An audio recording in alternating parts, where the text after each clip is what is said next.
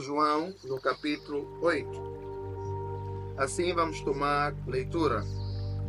João capítulo 8, versículo 1 está escrito: Porém, Jesus foi para o Monte das Oliveiras e pela manhã cedo tornou para o templo e todo o povo vinha ter com ele e assentando-se os ensinava.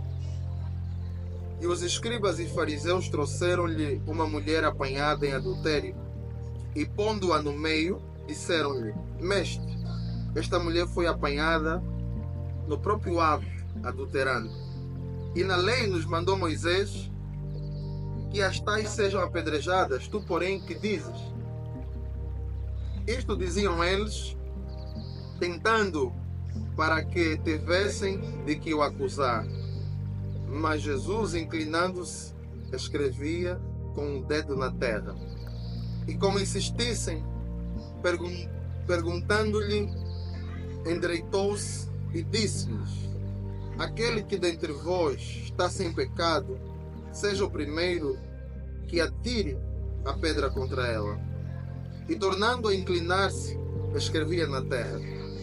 Quando ouviram isto, saíram um, a começar pelo mais velho até os últimos. Ficou só Jesus e a mulher que estava no meio. Endireitando-se Jesus, e não vendo ninguém mais do que a mulher, disse-lhe: Mulher, onde estão aqueles teus acusadores? Ninguém te condenou? E ela disse: Ninguém, Senhor.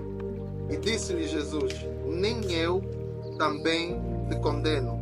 Vai e não peques mais. Palavra do Senhor, amém?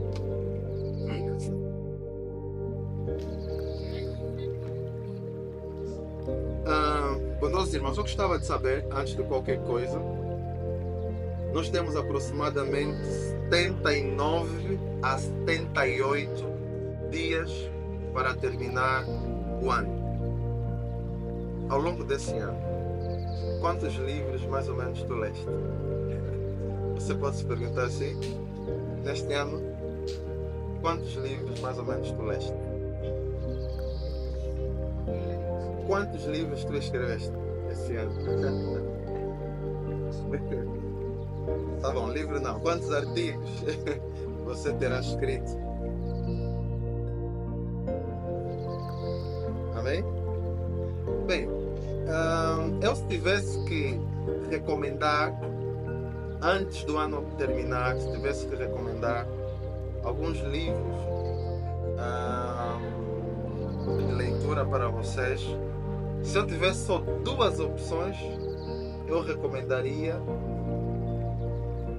Evangelho de Mateus, a quem diria João, mas eu digo Mateus, e recomendaria também a carta aos Romanos, a epístola de Paulo aos Romanos. Se me dessem três opções, então aí eu colocaria esses dois, colocaria um terceiro, cujo autor sou eu. Falta apenas uma banda desenhada e naturalmente a impressão. Entretanto, é uma história que já está escrita, cujo título é A Grandeza do Pequeno Lírio. Eu recomendaria você essa terceira leitura. Amém? Eu perguntei quantos ao longo desse ano escreveram algum livro. Provavelmente, assim, de forma literal, nenhum de nós terá escrito um livro, quem sabe? Acho que o Mateus escreveu. o Mateus escreveu sim.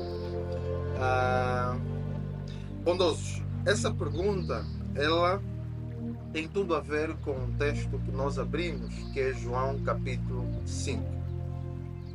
Em João capítulo 5, nós temos um momento único, um momento em que Jesus Cristo foi para o Monte das Oliveiras, pela manhã foi para o templo e, posto no templo, ele se assentou e começou a ensinar. E enquanto ensinava, os escribas e os fariseus trouxeram a Jesus uma mulher que havia sido apanhada em pleno ato de adultério. Ok?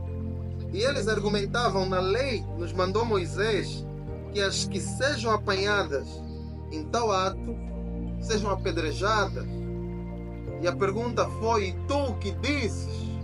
E tu, Jesus, o que tu dizes? Versículo 5.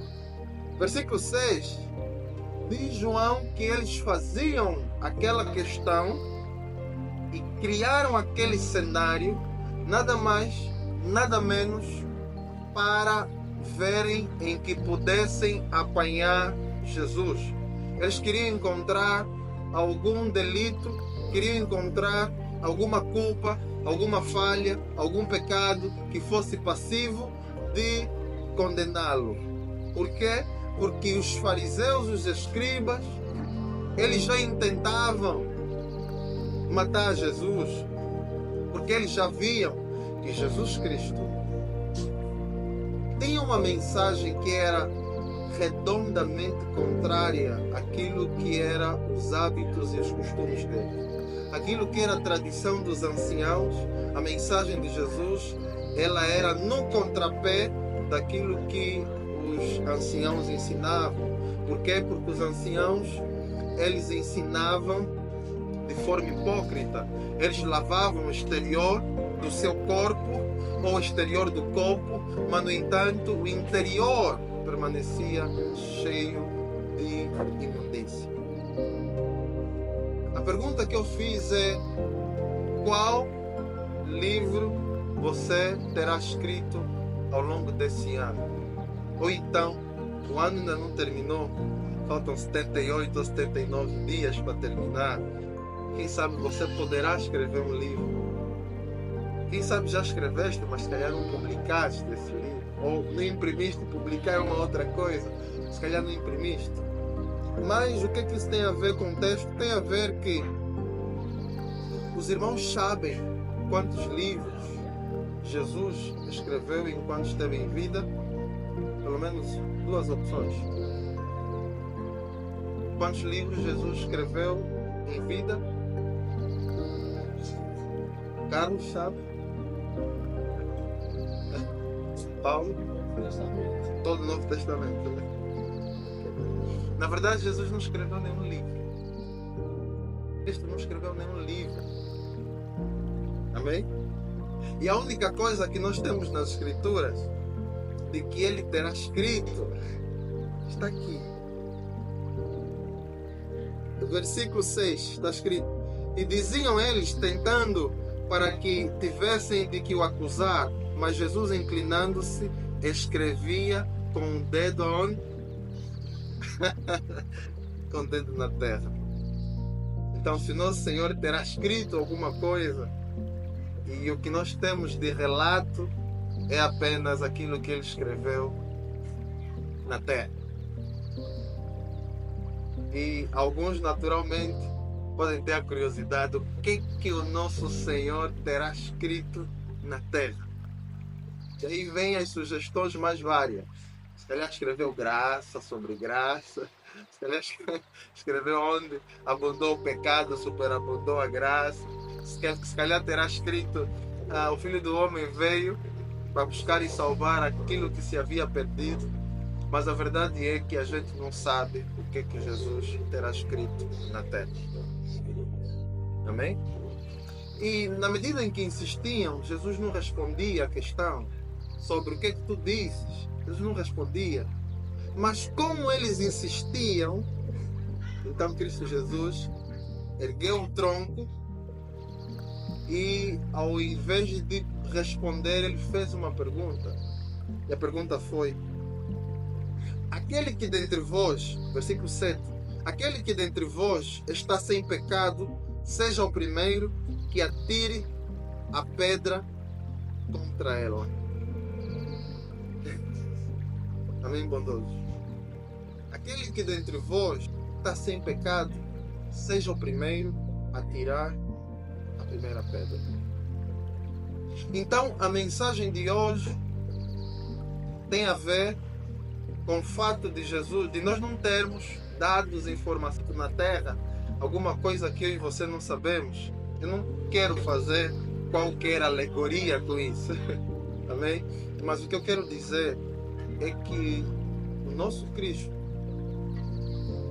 na vida dessa mulher, escreveu no seu coração, escreveu com as suas doces mãos, escreveu com letras indelével. Os irmãos sabem o que é indelével? Algo indelével é algo que não pode ser apagado. Então, nosso Senhor escreveu na alma, na vida, na consciência, no entendimento, no espírito daquela mulher. E o que o Senhor escreveu na vida daquela mulher? Escreveu o seguinte: eu não te condeno. E depois escreveu mais: vai e não peques mais. Amém?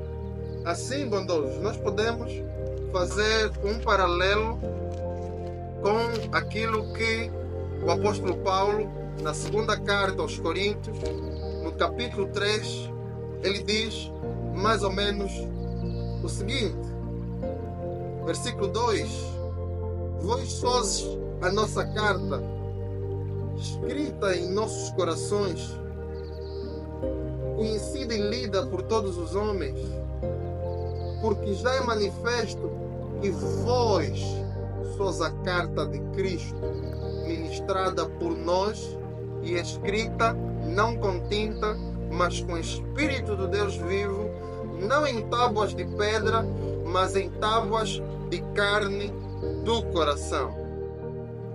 Oh, bondoso. O apóstolo João, no capítulo 20 do Evangelho de João, ele dizia que Cristo fez tantos outros milagres, operou tantos outros milagres e terá dito tantas outras coisas, de tal modo que se tentasse escrever tudo quanto Cristo falou e fez, o mundo não conseguiria conter todo o conjunto de livros, todo o conjunto de artigos de Jesus, ou seja, que os discípulos de Jesus terão escrito acerca daquilo que ele fez, daquilo que ele disse. Você entende isso, bondoso? Noutras palavras, que eu te quero aqui apresentar e aplicar isso nas nossas vidas, tendo como amparo o paralelo da segunda carta de Paulo aos Coríntios, no capítulo 3, versículo 12 e 3, é que, bondosos, não obstante termos relato de que Jesus não tem escrito, não terá escrito alguma coisa, no entanto, nós temos a inscrição de Jesus nas nossas vidas, nas nossas almas, no nosso ser, na nossa memória, no nosso coração. A pergunta é: quando é que o Senhor começou a sua inscrição na tua alma? Quando é que a salvação alcançou você? Quando é o momento em que você ganhou consciência dos teus pecados? Quando é que você ganhou consciência de que tu andavas de forma vã, de forma perdida, de forma obscurecida? Quando é que você ganhou consciência de que o caminho em que você fazia era um caminho que levava à morte? Com quantos anos você ganhou essa consciência? Com quantos anos você sentiu as vibrações da voz do Senhor dizendo: nem eu te condeno? Ou antes te perguntando: aonde estão os teus inimigos ou os teus acusadores? Onde estão? Com que idade você conseguiu perceber a vibração da voz do Senhor na tua alma? Com quantos anos? Ademais, aonde você estava quando Deus ativou a tua sensibilidade, tendo te feito ressuscitar juntamente com Ele e tendo te permitido sentir a podridão do teu ser? Em que circunstância você estava? Em que lugar você estava? Quais eram as tuas práticas? O que você fazia? E aí poderá ter alguém entre nós a dizer: vá, quando eu ganhei essa sensibilidade, eu não estava envolvido em pecados tamanhos, não estava envolvido em imoralidade, não estava envolvido em coisas horríveis que são socialmente condenáveis. Mas ainda assim, ainda que tu não se encontravas nessa condição, mas quando o Senhor ativou a tua sensibilidade, você percebeu que, não obstante tu não tens nenhum tipo dessa prática, mas sua alma, havia um vazio em sua alma, havia uma sequidão em sua alma, havia uma falta de paz, havia um senso de perdição latente, adormecida na alma. Havia uma sensação de que quem está andando às apalpadelas, não sabendo para onde vai, não sabendo onde está. Mas para alguns, a sensibilidade do conhecimento da verdade te encontrou numa circunstância em que eventualmente você, se calhar, não tinha uma boa relação com os teus pais. Se calhar tu estavas de costas viradas com teu irmão, com a tua irmã. Isso eventualmente fazia muito mal. Quem sabe quando o Senhor ativou a tua sensibilidade, você havia sido traído, traída, maltratado, maltratada, decepcionado, decepcionada. Mas aqui no texto em concreto, nesse Evangelho de João, essa mulher, o Senhor lhe encontrou numa condição em que ela estava na condição de adúltera. E não só. Essa mulher, a circunstância em que a graça de Deus se manifesta na vida dela, essa mulher não só estava na condição de adúltera, mas ademais ela foi apanhada por líderes religiosos no próprio ato. Entende? Talvez não terá sido os líderes religiosos, mas alguém que terá comunicado aos líderes religiosos. Mas o que é certo é que os fariseus e os escribas tomam conhecimento de que aquela mulher estava na condição de adúltera. E não ficou por aí. Aqueles homens tinham predisposição de apedrejar aquela mulher. Talvez no momento em que a graça de Deus te alcançou, talvez tu não tinhas isso. Talvez tu não tinhas alguém que te acusasse. Não obstante tua consciência estar te acusando. Ok? Mas melhor é quando a minha consciência me acusa. Pior é quando minha consciência me acusa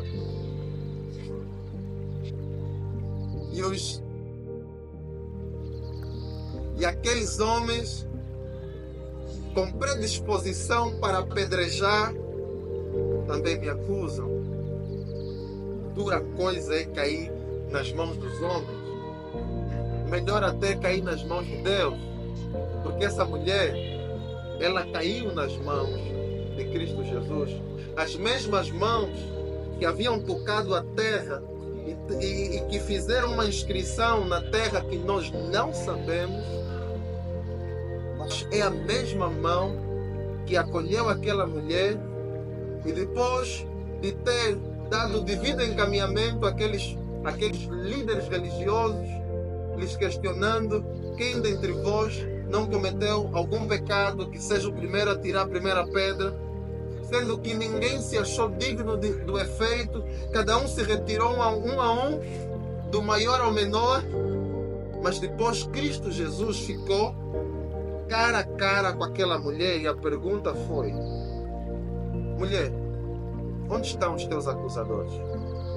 Eles não te condenaram? A resposta é não. Então Jesus afirma: nem eu também te condeno. E depois ele coloca um adendo dizendo: vai e não peques mais. Portanto, bondoso, que eu quero que você retenha na exortação de hoje efetivamente a grandeza da graça de Deus que operou nas nossas vidas. Não sei qual é a condição com que a graça de Deus te encontrou, mas o que é fato é que a graça de Deus te achou perdido. A graça de Deus te deu vida, tanto tu morto em delitos e pecados. Pecados ativos ou pecados passivos. Pecados que foram praticados ou pura e simplesmente a condição pecaminosa em Adão, a herança pecaminosa. Mas o que é fato é que a graça de Deus nos achou, estando nós mortos em delitos e pecados. Ponto 1. Ponto 2. Você não deve se esquecer de onde Deus te tirou. E a fala do apóstolo Pedro é: não se esquecer dos seus antigos pecados. Aquele que se esquece dos seus antigos pecados, na concepção de Pedro, é alguém que é cego. Não consegue ver as coisas que estão de longe.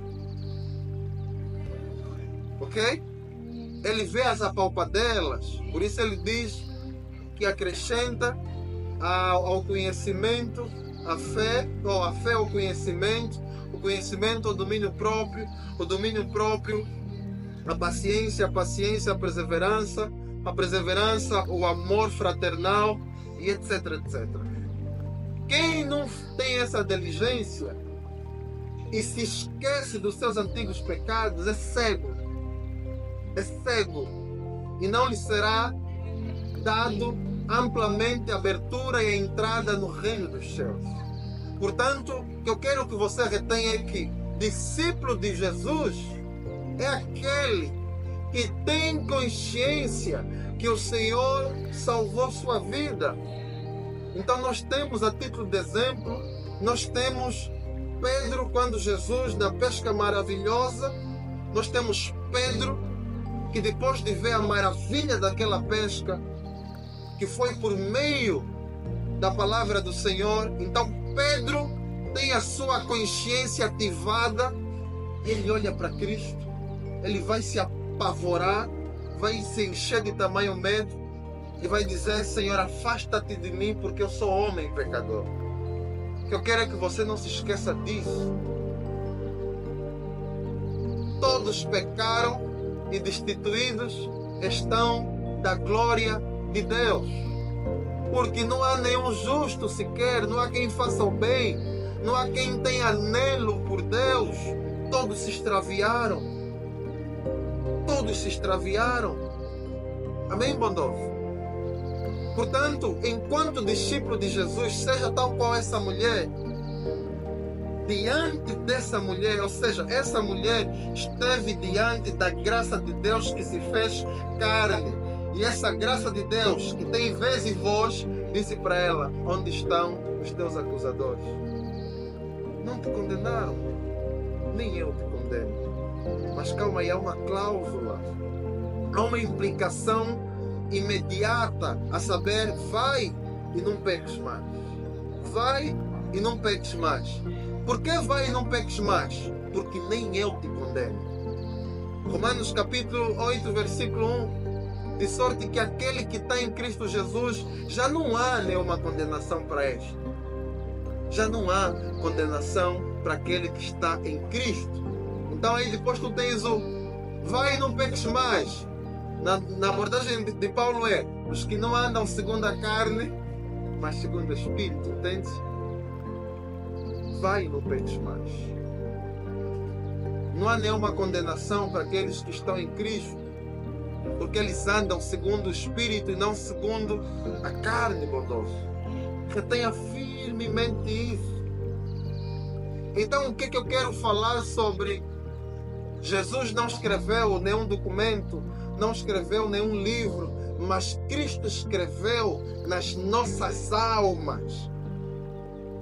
Não escreveu com tinta, escreveu com Espírito nas nossas almas. Ele não escreveu em tábuas de pedra, escreveu na nossa memória. Ele escreveu no nosso espírito. Ele escreveu no nosso ser.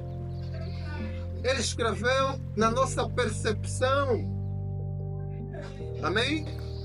E sendo que ele escreveu, o que em consequência imediata eu e você devemos ser? E essa é a última parte do sermão. Sendo que Deus escreveu na nossa alma com espírito, não com tinta, não em pintura rupestre, não em pintura rupestre, mas com espírito. Sendo que isso é verdade, então, bondoso, na abordagem de Paulo, 2 Coríntios, é que nós devemos ser uma carta viva, lida e conhecida pelos homens. Nós devemos ser uma carta viva. O que é ser uma carta viva? É nós andarmos em obediência à palavra do Senhor. É nós permitirmos que o mundo, que a sociedade consiga olhar para nós e conseguir ver a inscrição de Cristo, a caligrafia de Cristo no nosso ser, na medida em que nós obedecemos, na medida em que nós nos tornamos sal da terra e luz do mundo. Essa é a inscrição de Cristo Jesus na nossa vida, no nosso ser. Essa inscrição precisa entrar nos nossos lares. A nossa vida deve refletir a inscrição de Cristo Jesus nos nossos comportamentos, nas nossas inclinações, nas nossas idiosincrasias, nas nossas singularidades. Essa inscrição que é viva precisa ser lida e conhecida pelos homens. Nossa esposa precisa ler a inscrição de Deus nos nossos comportamentos, na nossa fala, nas nossas preferências, nas nossas inclinações, nas nossas predisposições. Nós, enquanto filhos, os nossos pais precisam olhar para nós e conseguir ver a palavra viva de Deus se movendo, gestuando no nosso ser. Entende? A palavra de Deus é viva e eficaz. Ela não é uma letra, porque a letra mata, mas é palavra viva, é espírito e verdade, é espírito e vida. É o Espírito de Deus em nós. Você imagina essa mulher adúltera, que quem sabe no momento em que ela chegou, ela encontrou Jesus a escrever no chão. E ela viu o cenário de homens, fariseus e escribas a dizerem: olha, encontramos essa mulher apanhada em pleno ato de adultério. Segundo a lei, ela deve ser apedrejada. E tu o que dizes? Olha o cenário, a mulher vê Jesus a escrever no chão alguma coisa. E porque eles insistiram, Jesus se recompôs. E a pergunta foi: aquele que dentre vós não tem cometido algum pecado, que seja o primeiro a tirar a pedra. Então essa mulher terá percebido, muito antes de Paulo falar que nós somos uma carta viva, antes disso, aquela mulher em experiência, em vivência, em realidade prática infundida nela, uma vida que infundiu o ser dela, aquela mulher entendeu o que é ser uma carta viva. E eu conjecturo a possibilidade de que essa mulher, ganhando consciência de seu pecado, ela terá sido eventualmente alguém que deu testemunho de Cristo Jesus, da sua grandeza, da sua misericórdia, do seu amor, do seu perdão, da sua graça sobre graça, que superabunda aonde abundou o pecado. Portanto, bondoso, eu e você devemos ser efetivamente essa carta viva. Então nós devemos ser vasos de misericórdia, entende? Aquele que recebeu misericórdia, ele foi projetado para ser vaso de misericórdia.